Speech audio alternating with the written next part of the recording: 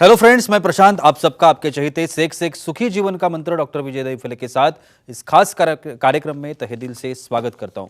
दोस्तों, हमें जब भी कोई मेडिकल इमरजेंसी आती है या फिर स्वास्थ्य से जुड़ी कोई भी परेशानी सताती है, तब हम क्या करते हैं? सबसे पहले हम वो सारी चीजें हमारे फ्रेंड्स या फैमिली के साथ शेयर करते हैं। पर दोस्तों, जब भी हमें कोई सेक्स से जुड़ी परेशानी सताती है, तब हम ऐसा नहीं कर पाते, क्योंकि इस बारे में बात करने में हम अक्सर झिझकते हैं, हमें शर्म आती है। पर दोस्तों, अब शर्माने की बिल्कुल जरूरत नहीं, क्योंकि डॉक्टर विजय दहीफले आपके सारे सेक्स रिलेटेड सवालों के जवाब बहुत ही पॉजिटिव तरीके से जरूर देंगे। दोस्तों, शो को शुरुआत करते हैं, लेकिन उसके पहले जानते हैं डॉक्टर विजय दहीफले इनके बारे में। डॉक्टर विजय दहीफले ये एक जाने माने सेक्सोलॉजिस्ट, यूरोलॉजिस्ट और एंड्रोलॉजिस्ट है।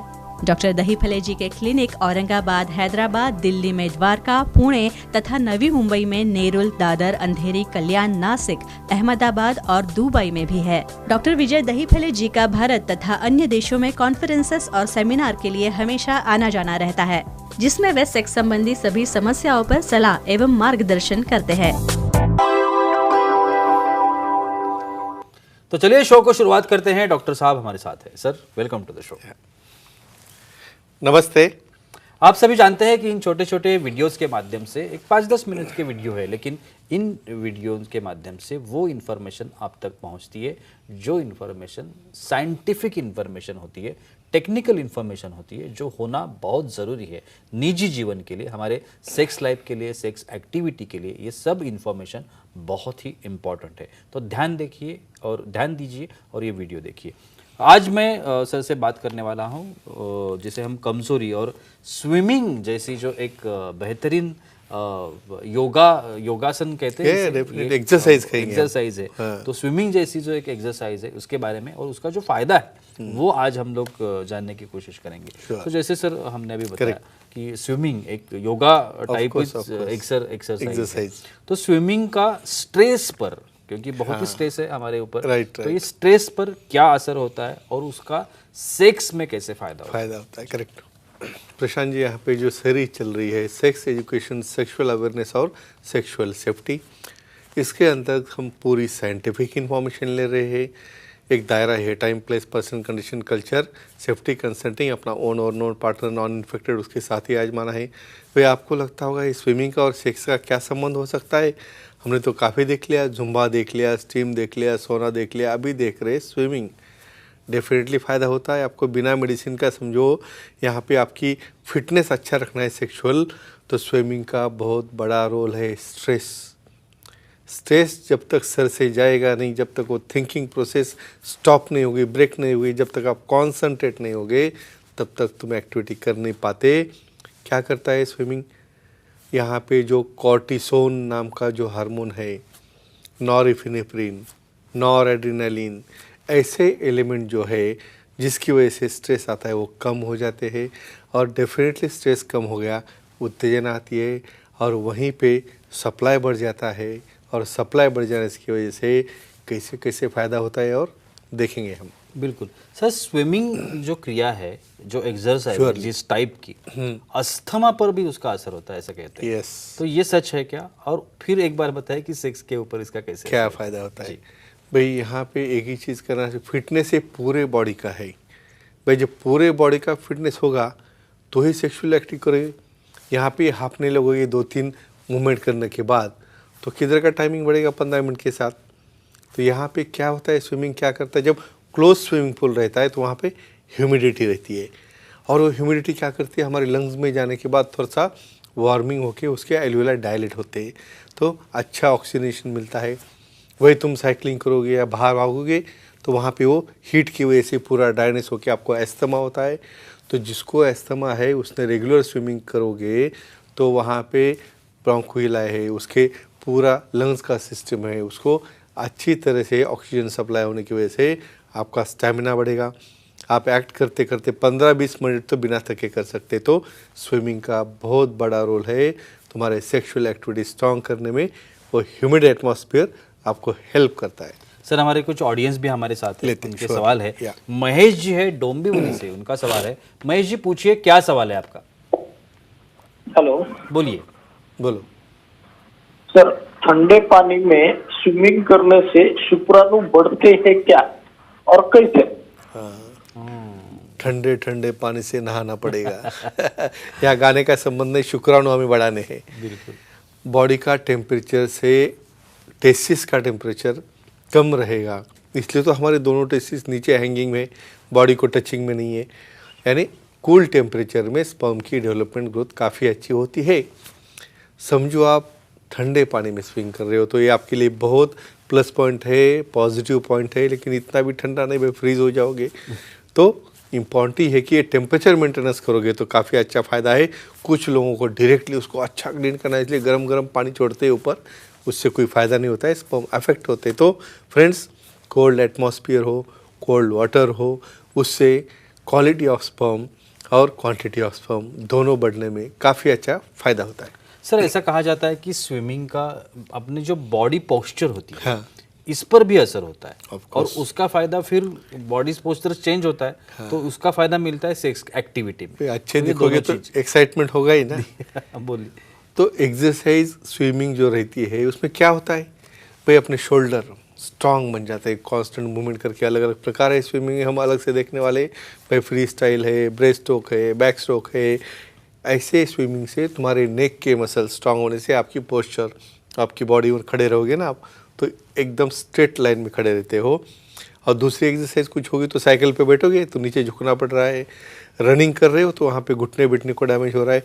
स्विमिंग ऐसी एक ही एक्सरसाइज है, पैरेलल बॉडी रहने की वजह से अपना पोस्चर काफ़ी अच्छा रहता है, आप रोबस्ट दिखते हो, पर्सनैलिटी अच्छी बनती है, भाई अपना पार्टनर अपने आप अट्रैक्ट हो जाएगा।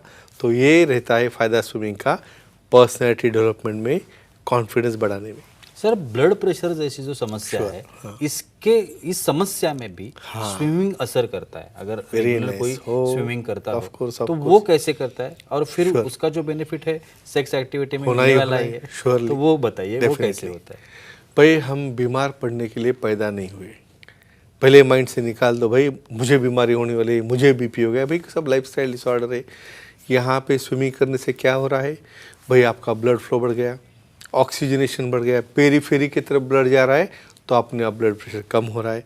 तो जिसको ब्लड प्रेशर है उसको डोजेस कम हो जाएंगे, वो मेडिसिन के साइड इफ़ेक्ट कम हो जाएंगे, वो कम हो गए कि वहाँ पे डेफिनेटली आपकी इरेक्शन का जो फ्लो जाने वाला है इरेक्शन के लिए वो अच्छा जाएगा। तो ओवरऑल स्विमिंग क्या करता है, ऑक्सीजनेशन ऑफ टिश्यू और फ्लो बढ़ने की वजह से यहाँ पे ब्लड प्रेशर कम होता है, लो नहीं होता। तो ये सबसे बड़ा फ़ायदा है। तो फ्रेंड्स स्विमिंग करो, फिटनेस रखो, गोली खाने की ज़रूरत नहीं, अपने आप आपका इरेक्शन स्ट्रांग हो जाएगा। बिल्कुल। सर हमारी कुछ फीमेल ऑडियंस भी हमारे Sure, साथ है। लेते हैं। चित्रा जी है मिरज, वहां से उनका सवाल है। चित्रा जी पूछिए क्या सवाल है। हेलो सर, बोलिए। प्रेगनेंसी में स्विमिंग कर सकते हैं क्या और कब नहीं करना चाहिए, तो जानकारी दीजिए। ये बहुत भी इम्पोर्टेंट अहम सवाल। बिल्कुल बिल्कुल। क्योंकि क्या है, एक मैसेज जाता है हमेशा, भाई प्रेगनेंसी हो गया, अभी हिलना नहीं, डुलना नहीं, इधर उधर काम नहीं करना, कुछ वजन नहीं उठा, ऐसा नहीं रहता है। भाई नेचर ने आपको बहुत स्ट्रांग बनाया है, जिसके अंदर क्या होता है, वो यूट्रस जो है उसका जो ऑस है उसे पकड़े रहता है। ऐसा कोई स्विमिंग करने से अबॉर्शन होगा क्या, कोई इंजरी तो नहीं होगी, लेकिन कुछ केयर लेनी है। स्विमिंग ही एक एक्सरसाइज ऐसी है जहाँ पे बॉडी फ्लैट रहती है, वहाँ पे ग्रेविटी का जो प्रेशर है इक्वल आता है पूरे बॉडी के ऊपर। समझो अपनी बॉडी सीने तक समझो पानी में होगी तो और ऊपर ब्रेन की तरफ जाने वाला फ्लो बढ़ता है। ये सब चीज़ें बच्चा को ब्लड सप्लाई करने के लिए, बाद में मदर की पेल्विक मसल स्ट्रॉन्ग करने के लिए बहुत फ़ायदेमंद होते हैं। लेकिन सेक्सोलॉजिस्ट एंड्रोलॉजिस्ट का सलाह मशवरा करके ही प्रेगनेंसी में लास्ट तक वो स्विमिंग कर सकते हैं। कोई कॉन्ट्राडिक्शन होगा तो डेफिनेटली वहाँ पे विशेषज्ञ बोलेंगे किसी भी तरह से जंप करना या सूर मारना ऐसी चीज़ें इसमें करनी नहीं है। हीरोइक जस्ट भाई पानी में थोड़े स्लोली तर रहे हो और वहाँ पे फ्लोटिंग कर रहे हो, ये फ़ायदेमंद रहता है। सर ऐसा भी कहा जाता है कि ब्रेन कैपेसिटी जो रहती है, हाँ। तो ब्रेन कैपेसिटी हो या मेमोरी हो, हाँ, very इसके ऊपर भी स्विमिंग काम करता है। देखो तो वो भी थोड़ा सा बताइए। कल से लग जाओ स्विमिंग को। बिल्कुल। हिप्पोकैम्पस, ब्रेन में हिप्पोकैम्पस एरिया रहता है भाई, उसको ऑक्सीजन जाना चाहिए। स्विमिंग में जो ऑक्सीजन इतना वहाँ पे जाता है, उसके नर्व्स बन रहे हैं, उसके सेल्स बन रहे हैं, उसका डीएनए अच्छा हो रहा है, और वो हिप्पोकैम्पस के जो सेल्स है, न्यूरॉन्स है, वो डेवलप होते हैं और क्या करते हैं, अपनी मेमोरी जो रहती है उसके ऊपर डिपेंड है। भाई हमारे ब्रेन में तुम स्विमिंग करने के बाद इतना फ्रेशनेस आता है, निगेटिव थॉट्स निकल जाते हैं, सप्लाई बढ़ता है, स्ट्रेस कम होता है, कॉर्टिसोल कम होता है, और ये सप्लाई क्या करेगा, इस सेल्स को मल्टीप्लाई करके न्यूरॉन्स तैयार करता है। और डेफिनेटली यहाँ पे ये न्यूरॉन जनरेशन से अपनी मेमोरी बढ़ती है। और इसका फ़ायदा कहाँ होता है, आपकी पर्सनैलिटी डेवलपमेंट में, अपने काम में, और जहाँ पे भी आपका प्रेजेंटेशन है उसमें कॉन्फिडेंस और पॉजिटिविटी आती है स्विमिंग से।